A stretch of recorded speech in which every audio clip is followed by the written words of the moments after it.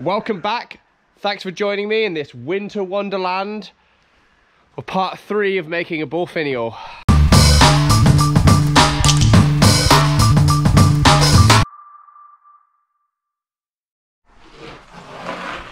So this is where we're currently at with the bull finial, leaving off from part 2. If you haven't watched them, go back and watch part 1 and part 2, and you can see how we got to this stage here. Now we've got this point here and here, and this rebate were the last things that we did. So now we're going to make a reverse. Well, I've actually already made the reverse. I've made this reverse here, whoop, out of zinc, which fits very nicely there. I've left it just off this end and just off that end, so we're not fighting against the rebates that are already in there. So we've got plenty of room for it to fit in. So I'm gonna now apply this all the way around. I will show you how to cut zinc in another video. I can't be showing you guys everything all in one video, or otherwise I'll only make one video. So if you want lots of content, then I'm gonna have to space it out. So you guys have to carry on watching. That's the plan. First things first, we're gonna mark the line on here. So we've got 10 mil. So now I'm gonna mark that 10 mil on and show you a sneaky little trick to mark my line on the curved surface. We'll mark our 10 mil on here. There we go. This is just a divider that I just taped a pencil to. You can't just use an actual compass. I'm gonna set that so it's on that line, like that, and then I can just go around like that. Woo! Another handy way of applying lines to a stone. There's lots of different ways to do it.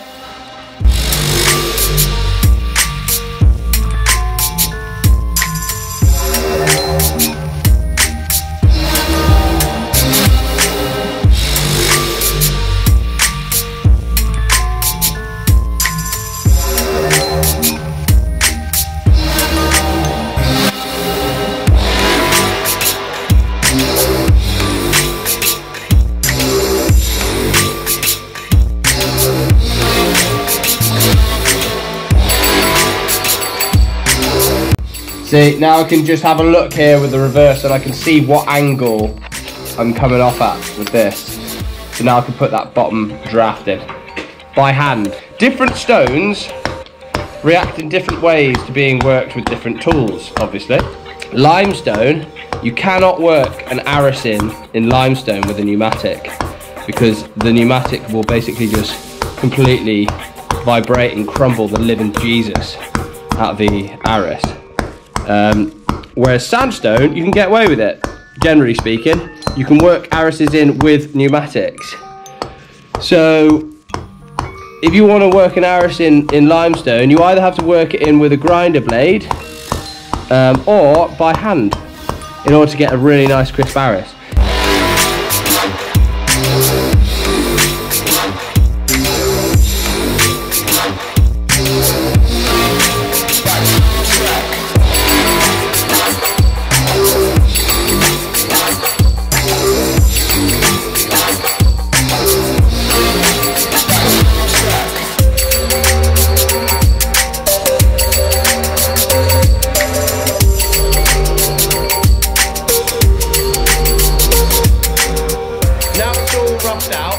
Work around it with a bullnose.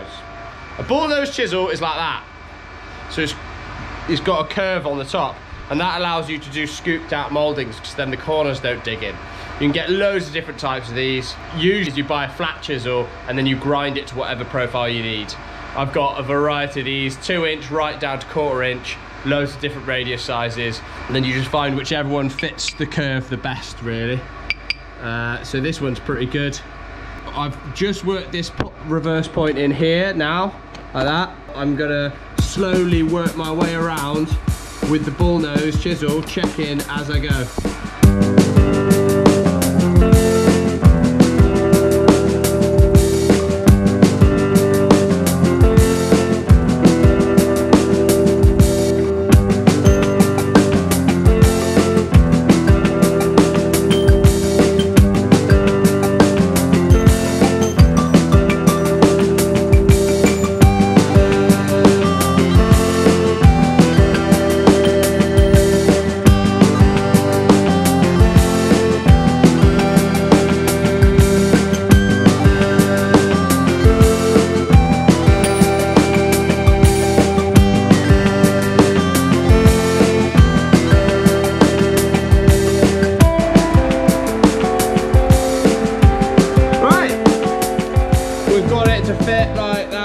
It's like that all the way around, really.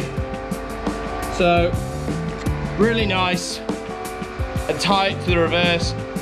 Now I'm going to give it a rub with a carborundum and move on to the next bit.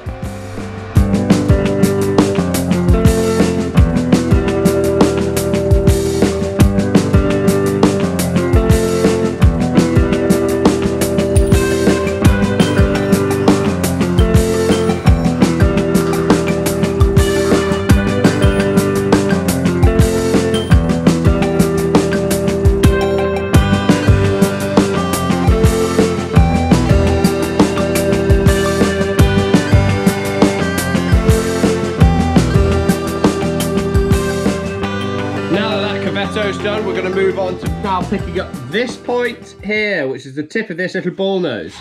So we're going to bring it to about there-ish. And we're working this first because we have this surface to reference off of.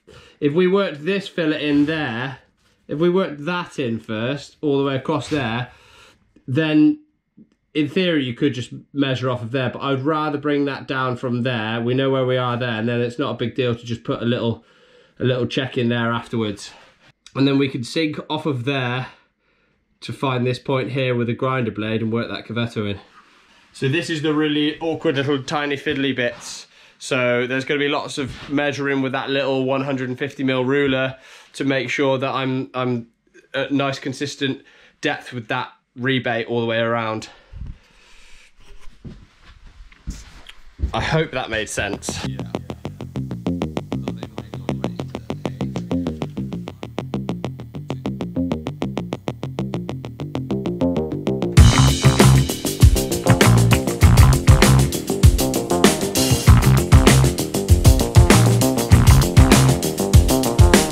There's another sneaky little trick of marking lines on when you can't get a box travel in and it's really awkward.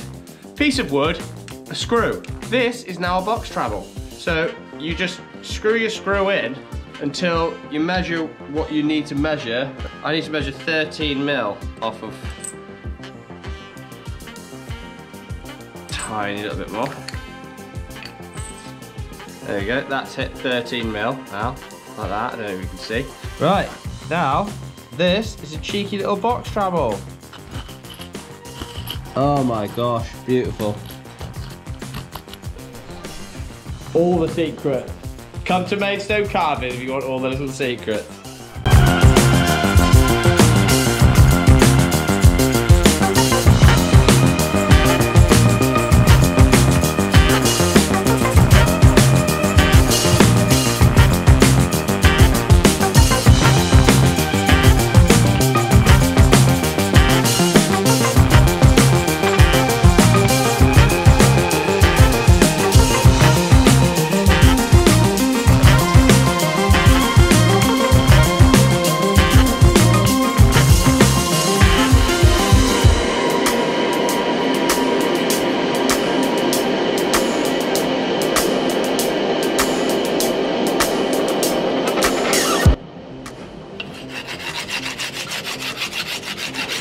This stone is so plucky that I have to basically work stuff just off of it with a chisel and then just give it that last final rub so that it doesn't end up really like pitted.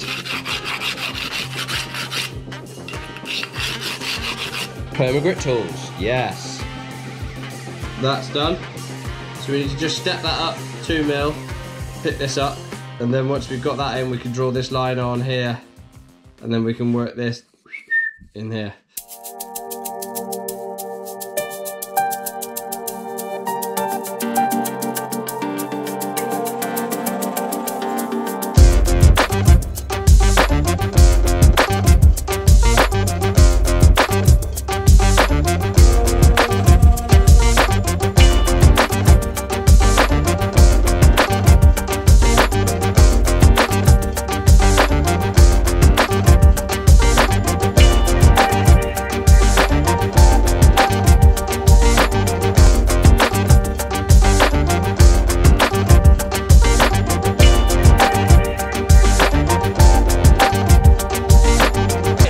We need to cut that in, and we need to draw this line on somewhere here. That's our cavetto. That line we need to draw on. and then we can get that in.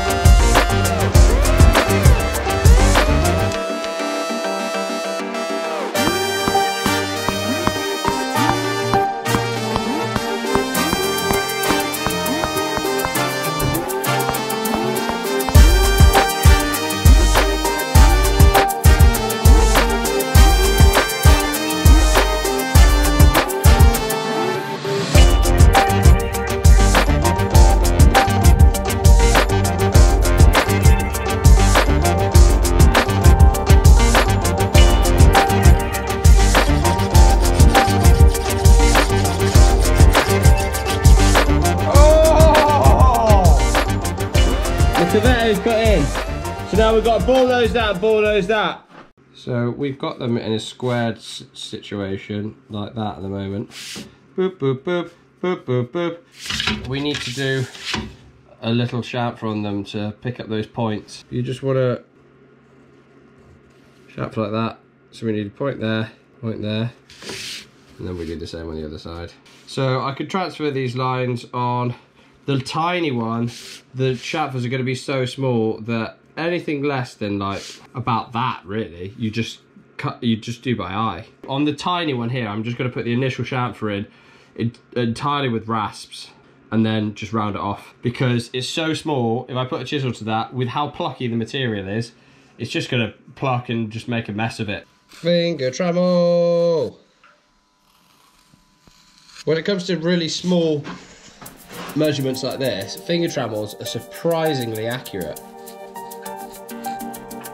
he says, as he does a really inaccurate line.